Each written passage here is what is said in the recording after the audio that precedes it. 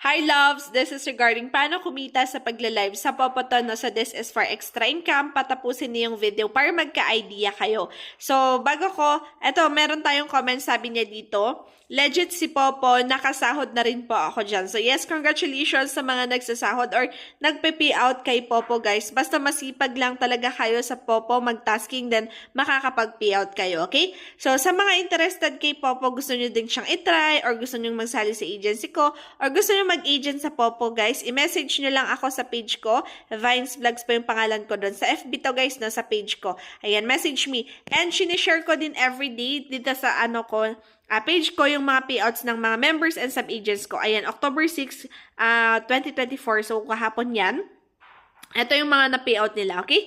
Ayan, so itong points na to, convertible siya into, nako-convert siya into dollars. So yung dollars na yan, pag i-withdraw mo, syempre magiging pesos yan. Ayan, sa GCash